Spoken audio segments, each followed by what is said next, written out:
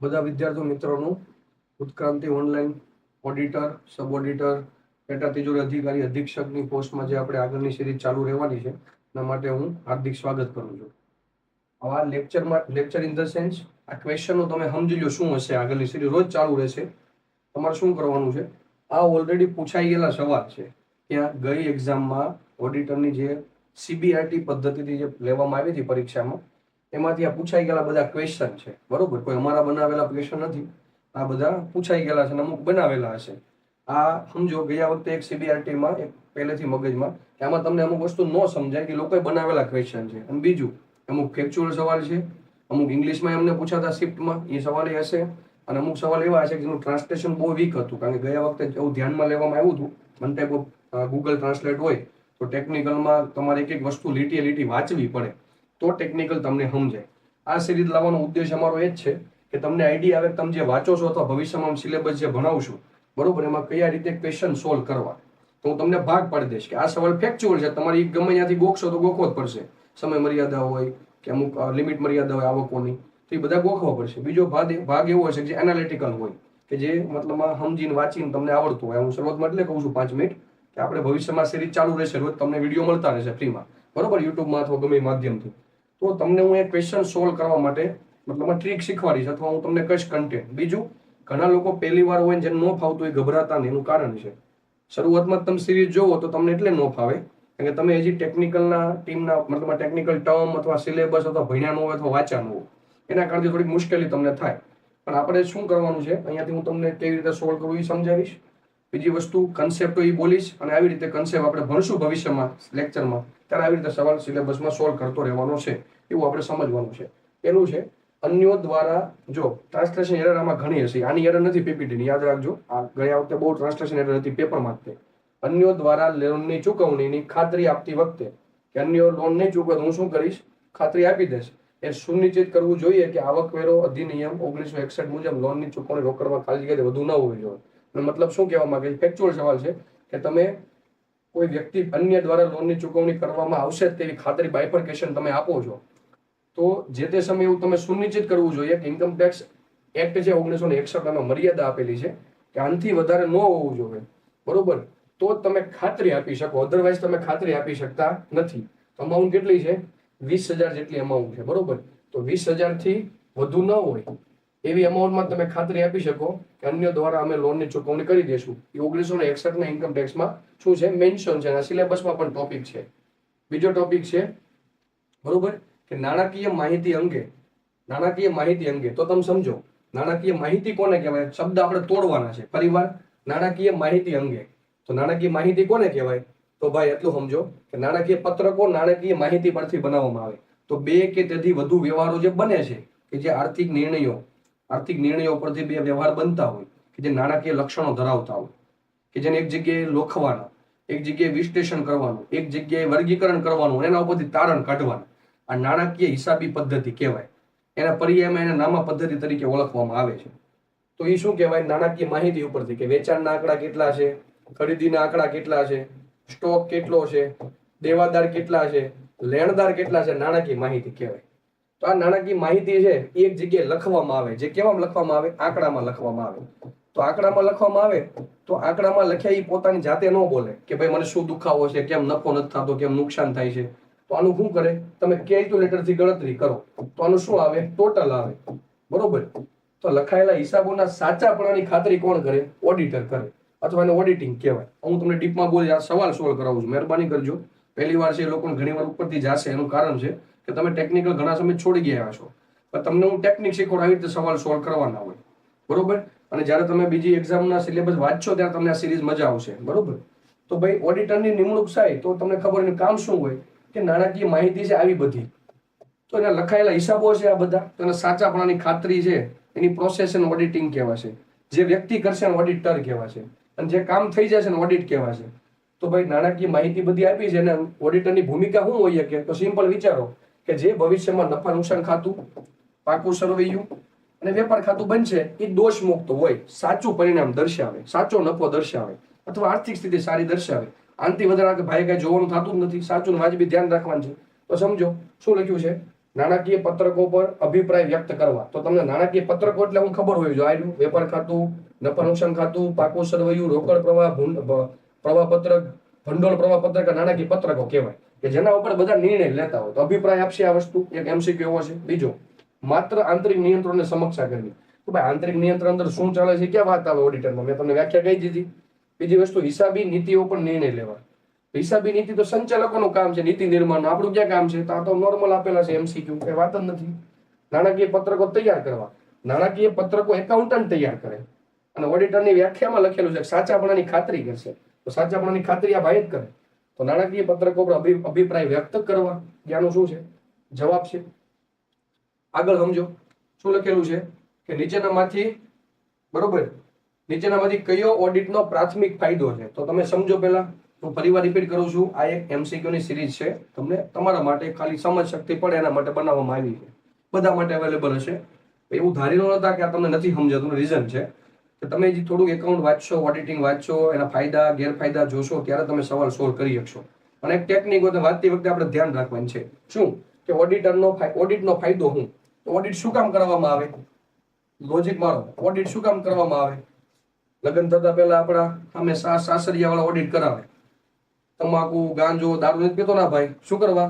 કારણ કે અમુક લખણ ખોટા હોય ને સંબંધ ન થતા હોય તો ઓડિટ કરાવવામાં આવે. વ્યવસ્થિત છોકરો છે તો આપણે દીકરી દઈએ.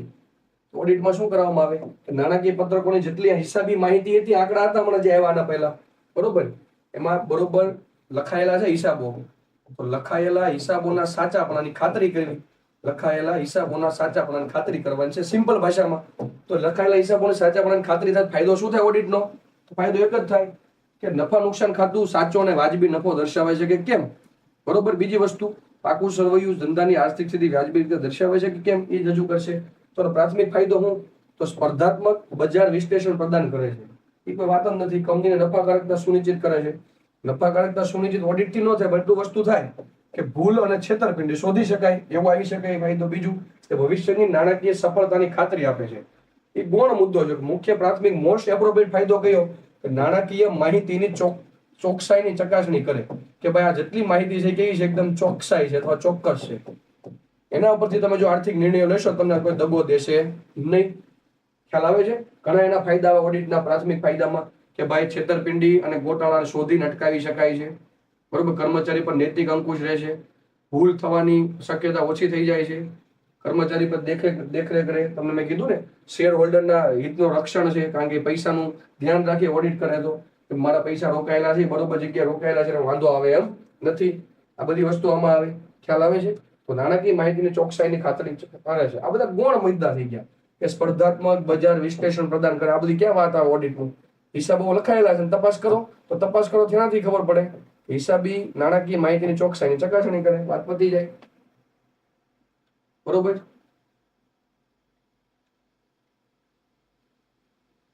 હું લખ્યું છે જો ભાઈ, અમુક એમાં છે સીસીમાં, સોરી CBRT-માં ઇંગ્લિશમાં સવાલ પૂછેલા અમુક સીટમાં. જો કે ઇંગ્લિશ ને ગુજરાતી બંને લેંગ્વેજ થતી જ હતી એમાં. અમુકમાં તો હતું, which of the following is not done in vouching of sales of fix asset. આ ફિક્સ સવાલ છે, કોમન ટેલીનો સવાલ છે, બરોબર. ટેલીનો સવાલ છે કે which of the following is not done, કે એમાં થતું જ નથી. શું? Vouching of sales of fix asset. Fix asset એટલે હું? કાયમી મિલકતો કહેવાય. તો કાયમી મિલકતો કોને કહેવાય? તો સિમ્પલ સમજો, જે મિલકતો સ્થિર છે, જેને એક જગ્યાએથી બીજી જગ્યાએ શું કહેવાય? ખસેડી શકાતી નથી. જમીન છે, બરોબર, મકાન છે, આ બધી સ્થિર મિલકતો છે, કાયમી મિલકતો છે. એક હવે ચાલુ મિલકતો કે જેનું જલ્દી રોકડમાં રૂપાંતરણ થઈ જાય, આ બધી લિક્વિડ એસેટ્સ કહેવાય. દેવાદારો માગો ત્યારે પૈસા દઈ દે, લાઈએ ભાઈ પૈસા, તો દેવાદારો ચાલુ મિલકત છે. રોકડ સિલક, જાતો ભાઈ ખીચામાં પૈસા લઈને આપી દેતો, તો રોકડ સિલક છે. બેંક સિલક, ATM થી પૈસા ઉપાડી આવતો, આ લિક્વિડ એસેટ છે. તો which of the following is not done? વાઉચિંગમાં જ્યારે વેચાણનું વાઉચિંગ કરવામાં આવશે, કેનું? કાયમી મિલકતનું. તો નીચેનામાંથી કઈ વસ્તુ નથી કરવામાં આવતી? તો ફિક્સ છે, ગોખવું પડે ટેલીમાં તમારે. તો શું લખ્યું છે? Check authorization of the sales of fix asset. આ તો ઓથોરાઇઝેશન ચેક થઈ જ ગઈ હોય, બરોબર. તો કયું નથી કરવામાં આવતું? ઓથોરાઇઝેશન ચેક તો કરવી પડે ને, કે check the authorization of the sales of fix asset. કે ભાઈ કોઈ ચોક્કસ વ્યક્તિએ ઓથોરાઇઝ અથવા શું કહેવાય કીધું છે કે તું કરજે ભાઈ, એ કરવું પડે. બીજું, વેરીફાઈ ધ સબસ્ક્રિપ્શન રિસીવ્ડ. આ કઈ વાત નથી આવી આમાં. Verify the subscription received. Check sales agreement. હા, વેચાણ કરાર થયા છે કે કેમ, એ ચેક કરવું પડે. તો વેચાણ કરાર તમારા થયા છે ત્યારે તમે ઓથોરાઇઝેશન કોને આપ્યું છે અને કોને મિલકત વેચી છે, આ તો આવે જ તે. બીજું, ensure profit or loss is properly booked, કે તમે ચેક કરવાનું, સુનિશ્ચિત કરો, એન્શ્યોર કરો કે ભાઈ નફો અને નુકસાન એ પ્રોપરલી લખવામાં આવ્યું છે, પ્રોપરલી બુક થયું છે. તો એ તો કરવું જ પડે. પણ વેરીફાઈ ધ સબસ્ક્રિપ્શન રિસીવ્ડ એ કઈ જરૂર નથી એની, બરોબર. તો આન્સર શું આવશે? આ આવશે કે આ નથી, એમ બાકીના બધા એના ફાયદા છે, બરોબર. વાઉચિંગ નો અર્થ શું થાય તો તમે સિમ્પલ સમજો. વાઉચિંગ એટલે શું? તો તમે રોજ ઉઠીને ખરીદી કરો, રોજ ઉઠીને તમે વેચાણ કરો, બરોબર. તો યાદ રાખજો વાઉચિંગ શું છે, તો આ આખો મૂળભૂત વ્યવહારનો હાર્દ છે. વાઉચર છે આત્મા છે. કેમ કે આના ઉપરથી બધી નોંધો કરવામાં આવે. ખ્યાલ આવે છે? આના ઉપરથી બધી નોંધો કરવામાં આવે. કેવી રીતે? તો ભાઈ લખાયેલા હિસાબો હોય એ વાઉચર ઉપર કરવામાં આવે. આ દસ્તાવેજી પુરાવો છે. શું છે? દસ્તાવેજી પુરાવો. દસ્તાવેજી પુરાવો હું તમે પૈસા ભરવા ગયા તો પે ઇન સ્લીપ છે, દસ્તાવેજી પુરાવો કહેવાય. તમે વેચાણ કર્યું તો વેચાણનું બિલ છે, દસ્તાવેજી પુરાવો કહેવાય. તો વાઉચિંગ નો અર્થ શું છે? આ દસ્તાવેજી બધા પુરાવા ભેગા કરવાના, એક ફાઇલમાં આમ ચોંટાડવાના અને હિસાબ લખી નાખવાનો. એ વાઉચિંગ કર્યું કહેવાય. કોના આધારે કરવામાં આવે? કાગળિયું. કાગળિયું વાઉચર કહેવાય. ખ્યાલ આવે છે? તો વાઉચર શું કહેવાય? આ રહ્યું એક્ઝામિનેશન ઓફ વાઉચર, કે તપાસ કરો જેટલા વાઉચર છે, તો એનો અર્થ છે વાઉચિંગ. આખી પ્રોસેસ છે આની. ખ્યાલ આવે છે? જે વ્યક્તિ દ્વારા કરવામાં આવે એ શું એટલે કહેવાય? વાઉચિંગ છે એ આખો ઓડિટિંગ નો હાર્દ છે અને એનો આત્મા છે. બધું આના ઉપર કરવામાં આવે. વેચાણ થયું હોય તો ખરીદ વેચાણ નોંધ જોવામાં આવે, બરોબર. વેચાણ પરત નોંધ જોવામાં આવે. ખરીદ હોય તો ખરીદ નોંધ જોવામાં આવે. પૈસા ભર્યા હોય તો પે ઇન સ્લીપ જોવામાં આવે, બરોબર. તો વાઉચિંગ કર્યું કહેવાય. તો વાઉચર્સ ની તપાસ કરો એને વાઉચિંગ કહેવાય, બરોબર. વાઉચર્સ નું વર્ગીકરણ એમાં ન આવે, એનું વાઉચિંગ ન કહેવાય. તો વર્ગીકરણ થયું કહેવાય. બે પ્રકારના આવે. એક આવે મૂળભૂત વાઉચર, જે ઓરિજિનલ કોપીમાં હોય, બિલ તમારું. બીજું કાર્બન કોપીમાં એને કહેવાય આનુષંગિક વાઉચરો, એનું કોપી પેસ્ટ હોય, આનુષંગિક કહેવાય. પછી વાઉચિંગ એટલે કે વાઉચર્સની અધિકૃતતા, કોને ઓથોરાઇઝ કર્યું છે, કોને ખર્ચ કર્યો, એ ન થાય. આ ખોટી વસ્તુ છે. વ્યવહારનું રેકોર્ડિંગ, નોંધણી, આવા બધા સ્ટેટમેન્ટ આપ્યા છે આવું તમને ભરમાવવા માટે. વાંચતા હો વ્યાખ્યામાં આવે છે કે સામાન્ય રીતે દસ્તાવેજી પુરાવાની તપાસ કરો વાઉચર્સની, અને વાઉચિંગ કર્યું કહેવાય આખી પ્રોસેસને. ખ્યાલ આવે છે? આ વસ્તુ છે. હવે લખો છઠ્ઠા નંબર ઉપર. છઠ્ઠા નંબર ઉપર શું છે? સિમ્પલ કે ભાઈ વ્યાવસાયિક સંચયવાદ. ખ્યાલ આવે છે? વ્યાવસાયિક સંચયવાદ.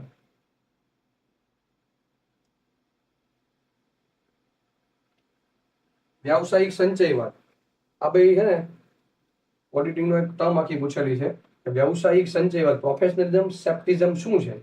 સેપ્ટિસિઝમ, બરોબર. કે જે ઓડિટિંગમાં મૂળભૂત તત્વ છે એનો ઓડિટર દ્વારા ઉપયોગ કરવાની જરૂર છે.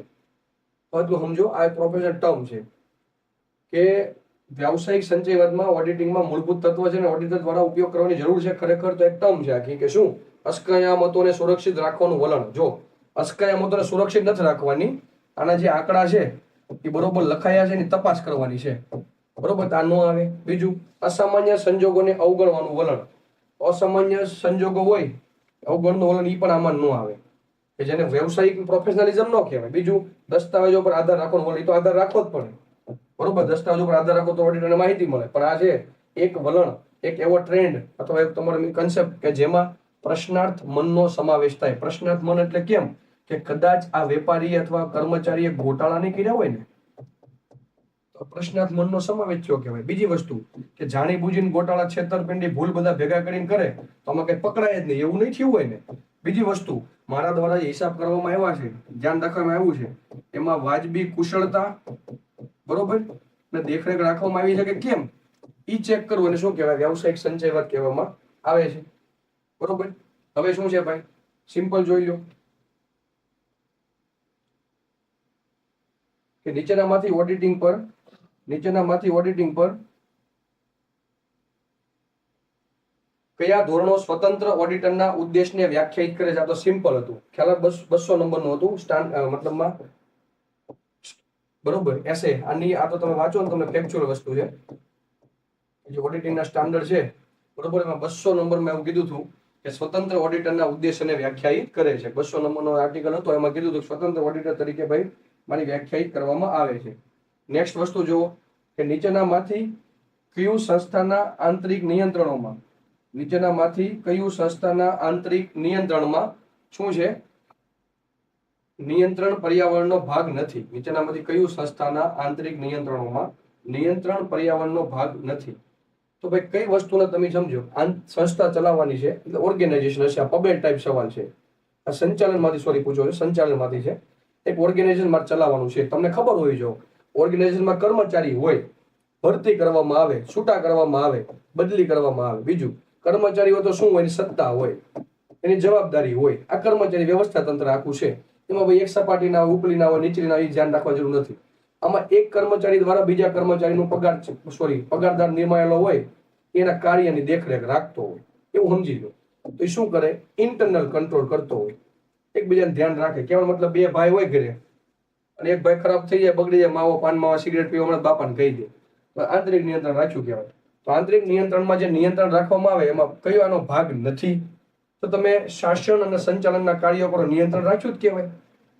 ખ્યાલ. બીજું, લોકોનું વલણ અને ક્રિયાઓ શાસન સાથે ચાર્જ કરે છે. કેવી રીતે કે લોકોનો ટ્રેન્ડ છે કે ભાઈ એ ફેશન સાથે બદલાતો હોય, અમુક ક્રિયા હોય, એમાં ક્રિટિસિઝમ કરતા હોય કે વસ્તુની અથવા ઓર્ગેનાઇઝેશનને, તો એ એની સાથે ચાર્જ કરે છે. તમે આંતરિક નિયંત્રણમાં ધ્યાન રાખવું જ પડે. એનું ડીપમાં વિચારો ખાલી. બરોબર. સ્વર, ટોન, સંગઠનની નીતિઓ જે તેના લોકોની ચેતનાને પ્રભાવિત કરે છે. બરોબર. સંગઠનની નીતિઓ છે એ તેના લોકોની ચેતનાને શું કરે, પ્રભાવિત કરે. સંગઠનની નીતિ બનાવો તમે કે સવારમાં જાગીને 5 વાગે ઓફિસ આવવાનું, તો કોઈ આવે જ નહીં, બીજો ધંધો ગોતે. 5 વાગે કોણ, 3 વાગે જાગવું પડે, ટ્રાવેલિંગ કરો, વાહન ન મળે. તો તમારો જે ટોન છે એ સંગઠન નીતિઓ લોકોની ચેતનાને પ્રભાવિત કરે છે. અને સંસ્થાના સ્પર્ધકો હોય તો સારી વસ્તુ છે. કામમાં શું કે બેનિફિશિયરી થાય, સારું ઉત્પાદન થાય. ખ્યાલ આવે છે? ઉત્પાદન એકમ વધારો થાય તો સ્પર્ધાત્મક છે, એનો નિયંત્રણનો ભાગ નથી ભાઈ. ખ્યાલ આવે છે? આગળ વધીએ. શું છે તો ઓડિટ એન્ગેજમેન્ટ લેટર. ઓડિટ સાથે એન્ગેજમેન્ટ લેટર છે એના સાથે શું સંકળાયેલું છે એવું પૂછે છે. બરોબર. તો audit engagement letter shall include, આમાં શું શું સમાવેશ થાય? ઓનલી ધ રિસ્પોન્સિબિલિટી ઓફ, ખોટી વસ્તુ છે, ખાલી ઓડિટરની જવાબદારી સમાવેશ થતો નથી. બરોબર. ઓડિટ સંબંધિત letter only the responsibility of the management, આની સંબંધિત થતી નથી, ખાલી ઓડિટ અને મેનેજમેન્ટની જવાબદારી નહીં ભાઈ. Policies and procedure of the company તો કામનું નથી, નીતિ નિર્માણ ને પ્રોસેસ આખું કામનું નથી. Responsibility of auditor and management તો શું છે ભાઈ? ઓડિટ એન્ગેજમેન્ટ લેટર, એ તમને એમ કે ઓડિટ કરવા માટે સંબંધિત લેટર તમને આપવામાં આવે છે. હું એમ કહીશ મારે શું કામ કરવાનું છે, એમ કે શું કામ કરીશ, તમારી જવાબદારી શું છે ભાઈ? આ છે લખેલી હોય ઓડિટ એન્ગેજમેન્ટ લેટરમાં કે તમારે આ પ્રકારનું કામ કરવાનું છે. બીજું આગળ વિચારો કે મને સંગઠને શું કામ સોંપ્યું છે, મેનેજમેન્ટે, તમારે કેવા પ્રકારનું કઈ જગ્યાએ કઈ મર્યાદામાં કરવાનું, કોને કામ સોંપ્યું છે. આની તો બંનેની જવાબદારી બને છે કે એકબીજાને મદદ કરો અને એકબીજાનું પ્રી પોલિસી તો પ્રી આઈડેન્ટિફાઈ પોલિસી બનાવો, તો આ આવશે. બરોબર. Responsibility of auditor and management. આગળ વધો. Which of the following feature of the auditing involves the checking the validity and the reality of financial formation. ફરીવાર કે શું છે? Which of the following features, કે નીચેનામાંથી બરોબર છે. Following feature of auditing involves checking the validity and reliability of financial, button વારંવાર દબાઈ જાય છે કારણ કે ટેકનિકલ તરફ ફાસ્ટ પડી જાય છે બોલતા. Which of the following features of auditing involves, નીચેનામાંથી કયા એના તત્વો છે, ફીચર છે, હેતુઓ છે કે જે ચેક કરે, તપાસે વેલિડિટી એન્ડ રિલાયબિલિટી, કે ભાઈ આની વેલિડિટી કેટલી છે, સમય મર્યાદા. રિલાયબિલિટી એટલે ભાઈ એનો હેતુ અથવા એનો વિશ્વાસનો હેતુ, અથવા આમ વિશ્વાસ કે રિલાયબિલિટી કહેવાય. ફિનાન્શિયલ ઇન્ફોર્મેશન તો ભાઈ માર્કેટ રિસર્ચ છે એ વસ્તુ નથી, તમે માર્કેટ બજારનું સંશોધન કરો છો. ડેટા એન્ટ્રી એનું શું કહેવાય? ફીચર ન કહેવાય. પ્રિડિક્ટિવ એનાલિસિસ એટલે કેવું ભાઈ કે ભવિષ્યમાં સંભવિત અથવા તમે પ્રિડિક્ટ કરી શકો, મતલબ પ્રિડિક્શન કરી શકો, એનું એનાલિસિસ એ ન કહેવાય. ખ્યાલ આવે છે? અગાઉથી તમે જેની આગાહી કરો એ પ્રિડિક્ટિવ કહેવાય. તો શું આવે? વેરિફિકેશન એટલે ચકાસણી કહેવાય. ચકાસણી. ખ્યાલ આવે છે? એક આવે ચકાસણી, મૂલ્યાંકન. ચકાસણી છે એનું શું છે? ફીચર છે. આગળ શું છે? Which of the primary function of tax audit, which of the primary purpose of tax audit. બરોબર. ટેક્સ ઓડિટ નો પ્રાઇમરી ફંક્શન શું છે એવું કહેવા માંગે છે. તો ભાઈ સિમ્પલ ટેક્સ ઓડિટ એટલે શું છે કે ભાઈ જે ટેક્સના ભરવાના પર્પોઝ થી હિસાબ લખાયેલા છે એની આપણે તપાસ કરવાની છે. હિસાબોની તપાસ કરશું તો તમને ખબર પડશે કે આપણે કેટલો ટેક્સ ચૂકવવો પડશે. બીજું કે આપણે લીગલ જવાબદારી છે બધાનું પાલન કર્યું છે. ત્રીજી વસ્તુ કે ભવિષ્યમાં કોઈ લીગાલિટી અથવા કોઈ કેસ બેસ નથી બને એમ ને, એ બધું ચેક કરવાનું. What is the primary purpose of tax audit? તો સિમ્પલ છે એને લખેલું, to express the tax auditor's opinion, on the truth and correctness of the factual detail of the provided by the SSC. જેનો ભાઈ જેના આપણે income tax return file કરતા હોય ને એસએસસી કહેવાય. બરોબર, એ શું કરતો હોય? ટેક્સ ભરતો હોય. તો ટેક્સ ઓડિટનો એક જ પ્રાઇમરી વસ્તુ છે કે ટેક્સ ઓડિટર જોવો એના ઓપિનિયન ઉપર આધાર કે શું ભાઈ ટ્રુથ સાચી વસ્તુ અને કરેક્ટનેસ વાજબી વસ્તુ ઓફ ધ ફેક્ચ્યુઅલ ડિટેલ કે જે એસએસસી દ્વારા જે પ્રોવાઈડ કરવામાં આવી છે કે હું ટેક્સ ઓડિટ કરવાનો છું એ બધી વાજબી રીતે રજૂ કરવામાં આવી છે કે કેમ, એમાં કોઈ બરોબર મતલબમાં છુપાવેલું નથી, ગુપ્તનામાં નથી ઉભું કર્યું, પૈસા હંતાડી દીધા એવા ધંધા નથી કરેલા ને, બરોબર, ઈ ચેક કરવામાં આવે છે. એવું જોવામાં આવે, એ વાત કરવામાં આવે છે. તો ટેક્સ ઓડિટ ક્યારે કરવામાં આવે કે ભાઈ જેનાથી ટેક્સ પ્લાનિંગ થઈ શકે, ટેક્સ અવોઇડન્સ થી બચી શકાય, કર ચોરી ન થાય, બરોબર, કર અવગણનાથી બચી શકાય.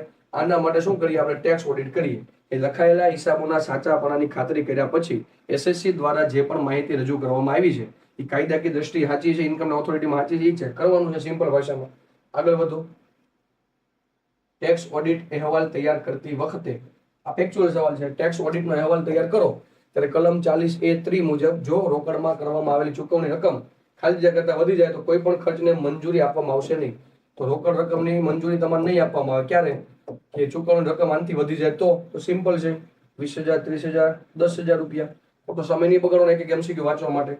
ફેક્ચ્યુઅલ આન્સર છે 10,000 રૂપિયા આવે આમાં. ખ્યાલ આવે છે? શું લખ્યું છે? How can the principal control the progress of various audits in hand through audit program. Audit program એટલે શું? ઓડિટ કાર્યક્રમ. ઓડિટરે ભવિષ્યની અંદર કઈ કઈ વસ્તુ કરવાની છે ઓડિટ કાર્યક્રમ કહેવાય.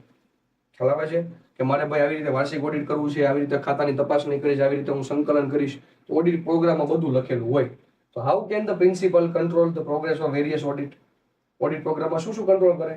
તો by examining the audit programs initiated by the assistant for. સાચી વસ્તુ છે, સીધું જ નીકળી જાય. તમે ખ્યાલ આવે છે? સાચું વસ્તુ છે. એક્ઝામિન કરશે ઓડિટ પ્રોગ્રામ. કોના દ્વારા ઇનિશિયેટિવ કરવામાં આવેલો છે? આસિસ્ટન્ટ, જેને મદદ કરતા હોય ફોર કમ્પ્લીટ વર્ક માટે. તો મારે કમ્પ્લીટ વર્ક કરવા માટે જે મારો ઓડિટ પ્રોગ્રામ નક્કી કરવામાં આવ્યો છે એનું શું કરીશું? એનું જે અસેસમેન્ટ અથવા એનું ઓલું કરીશ એનો શું છે? પ્રિન્સિપાલ છે. Reducing the scope of audit. આવ ક્યાં વાત આવે? રિડ્યુસિંગ સ્કોપ ઓફ ઓડિટ કરવાનો થતો જ નથી. બીજું, by delegating all task to the most expense auditor. એ કઈ વાત જ નથી ઓડિટ પ્રોગ્રામમાં. બરોબર, તમારા દ્વારા નીચેના કર્મચારી દ્વારા જે ચેક કરવામાં આવ્યું છે કમ્પ્લીટેડ વર્ક, બરોબર, એ હું ઇનિશિયેટિવ જોઈશ, ચેક કરીશ ઓડિટ પ્રોગ્રામમાં. બરોબર, supervising each audit personally. Audit program એવું ન આવે. ઓડિટ પ્રોગ્રામ સિલેબસમાં છે કે જે પણ ઓડિટરે કાર્ય કરવાનું છે તેમાં શરૂઆતથી માંડીને બધી ડિટેલ અંદર લખેલી હોય. આવું શું કામ લખેલું હોય?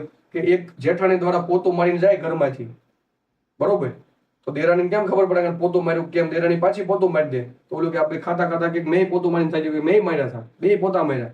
એમ કીધે પહેલા પ્રોગ્રામ બનાવો, સોમવાર તારો વારો, મંગળવારે મારો વારો, બુધવાર તારો વારો. અગાઉથી કામ નક્કી કરવામાં આવે. તો આસિસ્ટન્ટ તો હોય ને, એને કમ્પ્યુટર વર્ક કર્યું એનું શું કરવાનું? ચેક કરવાનું. આગળ વધો. કે આવકવેરા અધિનિયમ 1961 ની કલમ 269 SS, બરોબર, એના અંતર્ગત શું કહેવા માંગે છે?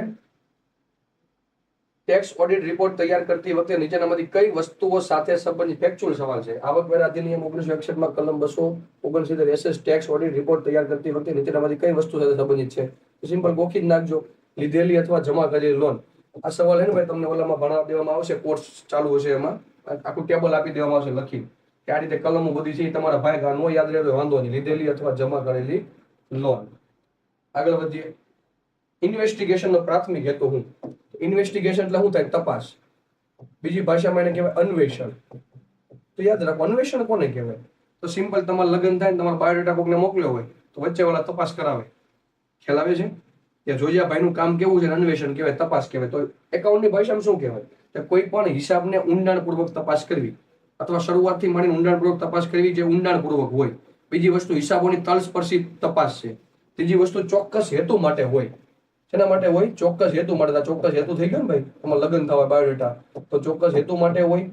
બરોબર, ઊંડાણપૂર્વક તપાસ કરવામાં આવે. અને હિસાબોની તલસ્પર્શી તપાસ છે, જેને શું કહેવાય? ઇન્વેસ્ટિગેશન, અન્વેષણ કહેવામાં આવે છે. કયા સેન્સમાં હોય? લેણદારો તમને, બેંક તમને લોન આપે, બેંક તમને મોટી લોન આપે 50 કરોડ 20 કરોડ, તો બેંક છે અન્વેષણ કરાવે.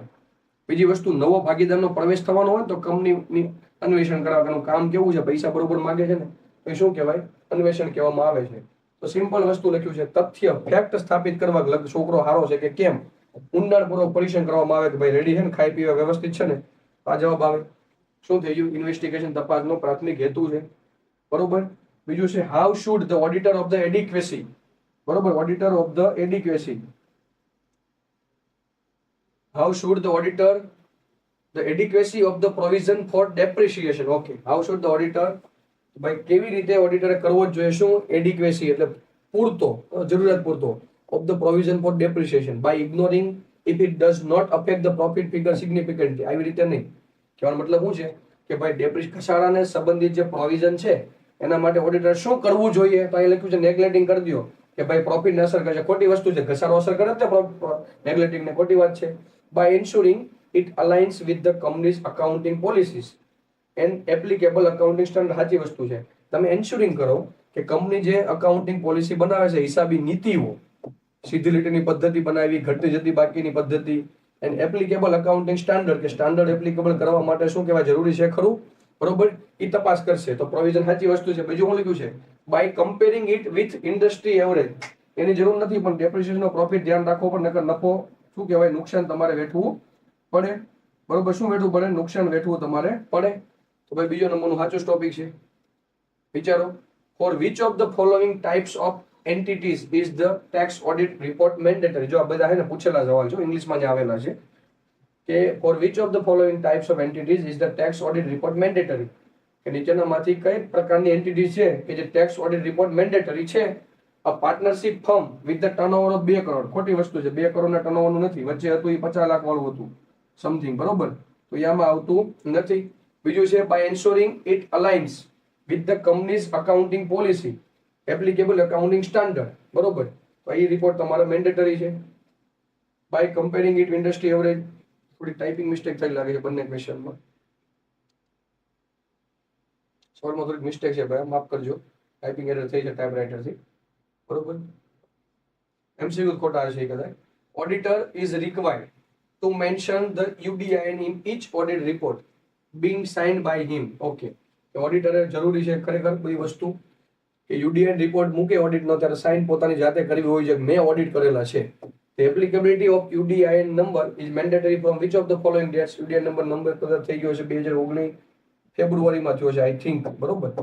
યુડીએન નંબર 1 ફેબ્રુઆરી 2019. આ ફેક્ચ્યુઅલ સવાલ છે, બરોબર. આ બધા બુકમાં તમે રેફરન્સ બુક જો એમાં તમે અમુક સમય ન આપેલા હોય, ઘણી સમય શું છે આ તમને જોવા મળશે નહીં. કંપનીના વૈધાનિક ઓડિટ માટે ઓડિટ પ્રોગ્રામ તૈયાર કરવા માટે કોણ જવાબદાર છે? ફરીવાર, કંપનીના વૈધાનિક ઓડિટ સ્ટેચ્યુટરી ઓડિટ કહેવાય. શું કહેવાય? Statutory audit. તો સ્ટેચ્યુટરી ઓડિટ કોને કહેવાય? કાયદાકીય ઓડિટ કહેવાય. જે કાયદા દ્વારા અસ્તિત્વમાં આવે ને કાયદાકીય ઓડિટ કહેવાય. ખ્યાલ આવે છે? પછી સમાજના પૈસા છે એ સોશિયલ વર્ક માટે ખર્ચા છે, સારી જગ્યાએ ખર્ચા છે કે કેમ, તમે જેને ખર્ચી નાખ્યા સોશિયલ ઓડિટ કહેવાય, બરોબર. તો કંપનીના વૈધાનિક ઓડિટ માટે ઓડિટ પ્રોગ્રામ તૈયાર કરવા માટે કોણ જવાબદાર હોય? ઓડિટ કમિટી નહીં. સ્ટેચ્યુટરી માટે હંમેશા બાહ્ય ઓડિટર, એક્સટર્નલ ઓડિટર જ હોય. અને સ્ટેચ્યુટરીનું કામ કાયદાકીય બહારના ઓડિટરને સોંપવામાં આવે. એટલે આંતરિક ઓડિટર નહીં. આ તો એક પગારદાર કર્મચારી હોય, બરોબર, કે જેના દ્વારા એક વ્યક્તિ દ્વારા થયેલું કામ બીજા દ્વારા ચેક કરવામાં આવે નહીં. કંપનીનું મેનેજમેન્ટ તો નીતિ નિર્માણ કરશે, શું આવે? બાહ્ય ઓડિટરની નિમણૂક કરવામાં આવે. બીજું, ઇન્વેસ્ટિગેશનના ફાઇનલ રિપોર્ટની જાણ કરતી વખતે ઇન્વેસ્ટિગેટરે ખાતરી કરવી જોઈએ કે ઇન્વેસ્ટિગેશન અભિપ્રાય ખાલી જગ્યામાં દેખાવો જોઈએ, બરોબર. ઇન્વેસ્ટિગેટર હોય કોઈ ઇન્વેસ્ટિગેશન કરે શું ધ્યાન રાખવાનું છે? રિપોર્ટનો પ્રથમ ફકરો, વાત જ નથી એ બધી ક્યાં જોવાની? બાળકો જેવી વાત થઈ ગઈ. હંમેશા સવાલ જોવો, આ બુકમાં નથી આપ્યા ભાઈ, સમજો તમે, હું તમને ક્લેરિટીથી કહી દઉં. આ બુકમાં નો લોજિકલથી સવાલ કરવાના છે. ઇન્વેસ્ટિગેશનનો અભિપ્રાય આપવાનો હોય તો મારે શું મોસ્ટ અપ્રોપ્રિએટ વસ્તુ જોવાની છે.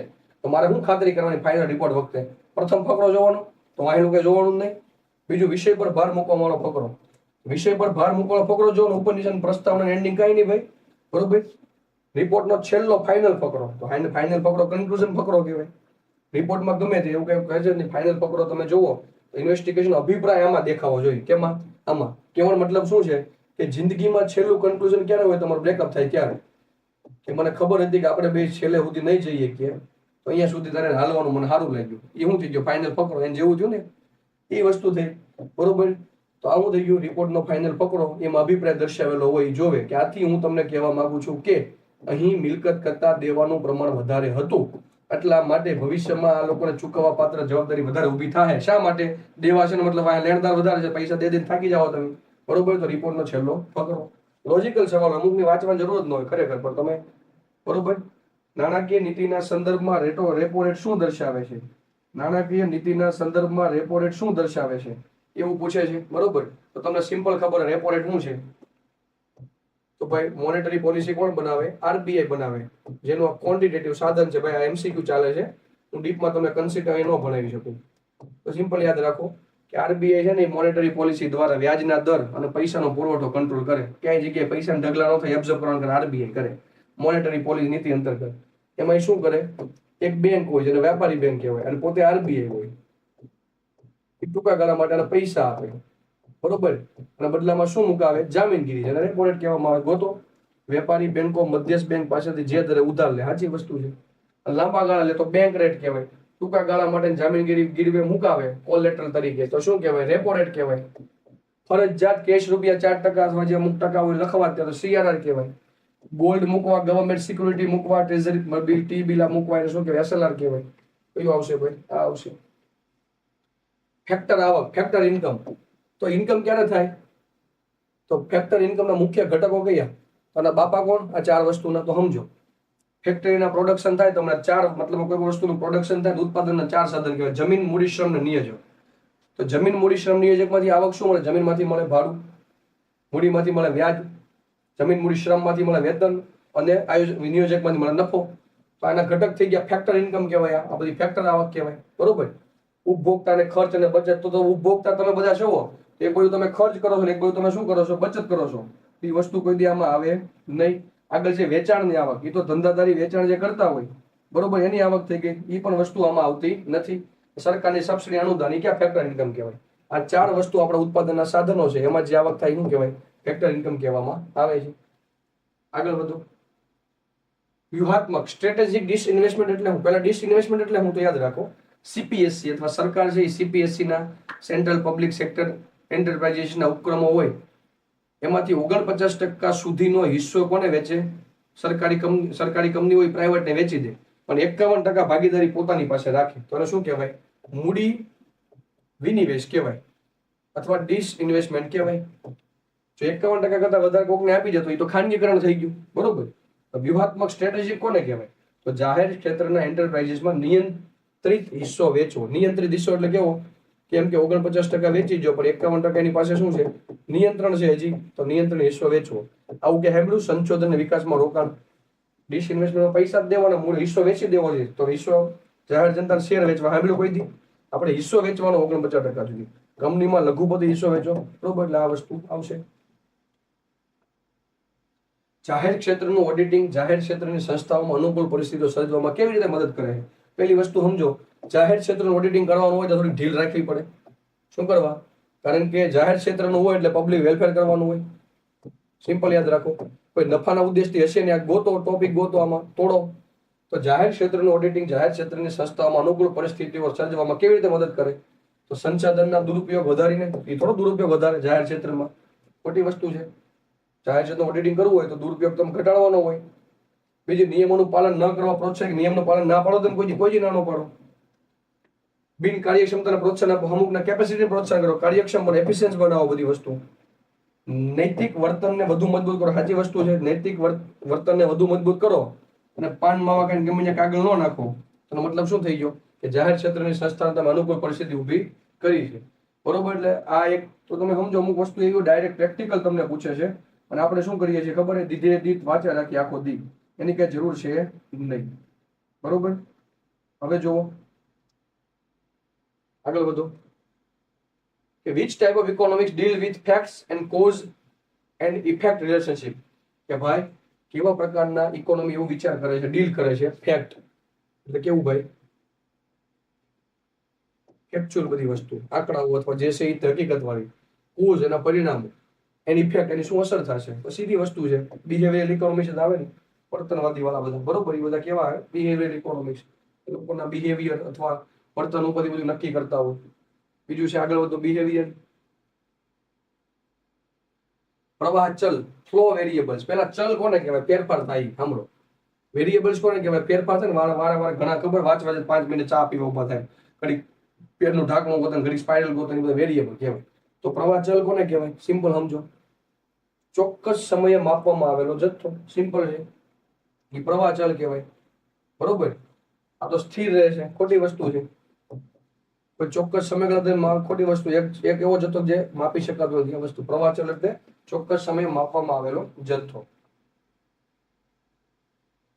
Which of the following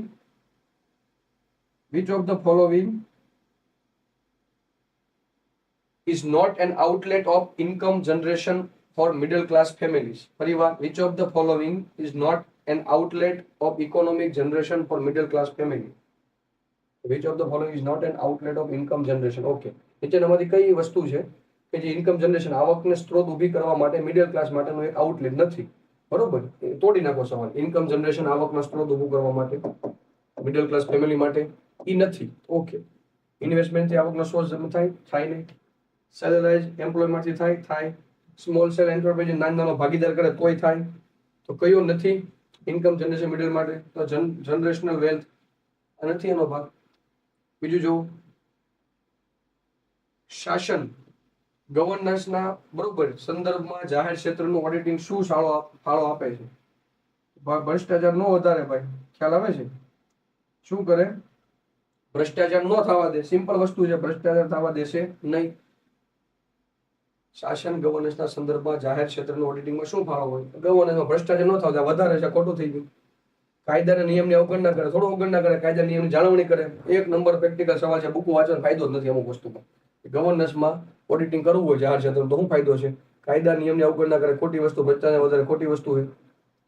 બરોબર, અસરકારક નૈતિક કામગીરીની અપેક્ષાને વધુ, સાચી વસ્તુ છે, અસરકારક નૈતિક કામગીરીની અપેક્ષાને વધુ મજબૂત બનાવશે. પારદર્શિતા ઘટાડે, અમુક ટ્રાન્સપરન્સી લાવે.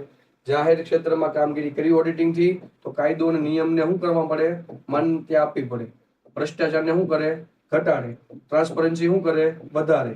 આમાં બંને નીચે અકાઉન્ટેબિલિટી શું કરે? ઊભી કરે. સારી ક્વોલિટી વાળી વસ્તુ લોકોને સસ્તા ભાવે પ્રોવાઈડ કરાવે. તો મતલબ ઇફેક્ટિવ, અસરકારક, એથિકલ કામગીરી ની અપેક્ષાને વધુ મજબૂત બનાવે છે. સિમ્પલ યાદ રાખો. Which of the following best describe the substitute goods? Substitute good એટલે શું કહેવાય ખબર તમને? અવેજી વસ્તુ. અવેજી વસ્તુ કોને કહેવાય? તો નજીકમાં સાબુ નાતા હોય તો તમને ફીણ વળવા જોઈએ, સિમ્પલ ભાષામાં. લિરિક્સ નો લાવ, ડવ નો લાવ, અવેજી વસ્તુ કહેવાય. તો goods that can be consumed in place of each other. હા, તમારે ઉદાહરણ તરીકે ચા પીવી છે તો ચા ને કોફી અવેજી વસ્તુ છે. તો તમારે કોટો ચડાની વાત છે, માવો અને રજનીગંધા ચા પીતે હોય તો મોંઘી થવા મળે, લોકો અહીંયા શિફ્ટ થઈ જાય તો કોફી કહેવાય. બરોબર, તો શું કહેવાય? અવેજી વસ્તુ છે. તમે સાબુ, લિરિક્સ નો સાબુ વાપરો છો, મતલબ આમાં ગરમ પીણાની દ્રષ્ટિએ કહું છું. ગરમ પીણાની જરૂરિયાત તમારે બંને સંતોષાય છે, અવેજી વસ્તુ કહેવાય. સાબુ લિરિક્સ નો હોય કે ડવથી તો ફીણ તો વળવાના છે, અવેજી વસ્તુ કહેવાય. ખ્યાલ આવે છે? શું આવે? જાહેર દેવું શું સૂચવે છે? મસ્ત સવાલ હતો આ. જાહેર દેવું, જાહેર દેવું એટલે શું? યાદ રાખો કે સરકાર પાસે ખર્ચા વધી ગયા છે, પૈસા છે એની આવક ઓછી છે, તો શું પડે છે? ડેફિસિટ પડે છે. ડેફિસિટને પૂરવા માટે સરકાર આરબીઆઈ પર પૈસા છપાવે. આરબીઆઈ પર પૈસા ઇનફ છાપે છે, વધારે છાપે ફુગાવો થઈ જાય તો સરકારે બહારથી પૈસા દેવું ઊભું કરવું પડે, કે જે આંતરિક હોય, બાહ્ય હોઈ શકે, ટૂંકા ગાળાનું હોઈ શકે, લાંબા ગાળાનું હોઈ શકે, એક વર્ષથી ઓછા સમયગાળા માટે, એક વર્ષથી વધારે સમયગાળા માટે. તો જાહેર દેવું શું સૂચવે? કે જાહેર જનતાને માથાદીઠ ખર્ચ કરવો પડે. શેમાં? રસ્તા બનાવવા, રોડ, રસ્તા, પુલ, ખેડૂતોને સબસિડી આપવા, હેન્ડીકેપને સબસિડી આપવા, પૈસા દેવા માટે. બરોબર, ઇન્ફ્રાસ્ટ્રક્ચર ઉભું કરવા માટે. આ બધા જાહેર ખર્ચા થઈ ગયા. યુદ્ધ વખતે પૈસા દેવા, તો એ શું સૂચવે? જાહેર દેવું. બહારથી પૈસા વધારે ન હોય તો બહારથી ઉછીના લેવા માટે દેવું કરવું પડે. તો શું સૂચવે છે? કે વ્યક્તિઓ અથવા સંસ્થાઓ પર સરકાર દ્વારા દેવું. ડેબ્ટ owned by the government to individual or institution. તો જાહેર દેવાના પૈસા ક્યાંથી લીધા? તો મારા જેવા પાસેથી. તો શું કર્યું? જાહેર દેવાના સાધનો કયા? તો શેરથી પૈસા ઉભા કર્યા, ડિવિડન્ડથી પૈસા ઉભા કર્યા, લોકોની બચત એકઠી કરી, કિસાન ક્રેડિટ કાર્ડ અથવા ગમે મતલબમાં ટી બિલથી પૈસા ઉભા કર્યા, જામીનગીરીઓથી. તો વ્યક્તિઓ અથવા સંસ્થાઓ પર સરકાર દ્વારા ડેપ્ટ છે. ડેપ્ટ ઓન્ડ બાય ધ ગવર્મેન્ટ. ગવર્મેન્ટે શું કર્યું? આ બધા ખર્ચો કરવા માટે પબ્લિક ખર્ચ કર્યો. સરકારે પૈસા બહારથી લીધા તો જાહેર દેવું કર્યું. તો સરકાર દ્વારા, બરોબર, ડેપ્ટ ઓન્ડ બાય ધ ગવર્મેન્ટ ક્યાંથી? To the individual or institution. વ્યક્તિગત પાસે લીધા તો હું જામીનગીરી, ટી બિલ પાસેથી. ઇન્સ્ટિટ્યુશન તો શેર ને ડિબેન્ચર પાસેથી અથવા વર્લ્ડ બેંક પાસેથી અથવા IMF પાસેથી તો શું થઈ ગયું, જાહેર દેવું થઈ ગયું. બરોબર. આ એક સિરીઝ હતી ભાઈ, પહેલો લેક્ચર હતો, પહેલી સિરીઝ હતી. ભૂલચૂક થયો તો માફ કરજો. એનું કારણ છે કે તમે હજી ટેકનિકલ ભણ્યા નથી. આ ઓલરેડી પૂછાઈ ગયેલા સવાલ છે. અમુક સવાલ મર્જ કરીને આ બુકમાં નથી આવ્યા. અમુક સવાલ તમે જોશો ને ભાઈ તો બુકમાં ઓડિટિંગમાં નથી, પણ આ ખાલી લોજિકથી બનાવેલા છે. જો આ બધા સવાલ તમને કહું ને, જો આ ગવર્નન્સના સંદર્ભમાં જાહેર નીતિનું ઓડિટિંગ શું ફાળો આપે, કોઈ બુકમાં નથી લખેલો, આ કોઈ પ્રકારમાં નથી લખેલો. આ લોજિકલ છે. ગવર્નન્સ ખબર હોવી જોઈએ, e governance, good governance, auditing ખબર હોવી જોઈએ કે એમાં શું ફાયદો થાય, તો તમને ખબર પડી જાય કે બરોબર જે ભવિષ્યમાં સિરીઝ ચાલુ રહે. બરોબર. લોકો છે એ પોતાના મેક્સિમમ સુધી પહોંચાડજો અને જોયા રાખશો. બીજું કે જ્યારે જ્યારે તમે સિલેબસ વાંચતા રહેશો તો તમને આઈડિયા આવશે કે મારે આ પ્રકારના સવાલ વાંચવાના, ધ્યાનમાં રાખવાના છે. આ લોકો પૂછે છે આવી રીતે, એટલા માટે સિરીઝ શરૂ કરવામાં આવી છે. ખાલી થોરોલી વાંચ્યા રાખો ટેકનિકલ, એનાથી ફાયદો થશે નહીં. પણ વાંચતી વખતે ખાસ જોવાનું મારે આ પ્રકારના સવાલ વાંચવાના છે. કે ચા કોફી હોય તો અમે બરોબર ખાંડ ને ચા ને એ બધા અવેજી વસ્તુ, પૂરક વસ્તુ, એ બધું આવવાનું છે. તો બધું ઉદાહરણ તમારે યાદ રાખવું જોઈએ. બરોબર. થેન્ક યુ સાંભળવા માટે, જોવા માટે. મળીએ નવા લેક્ચરમાં. Thank you very much.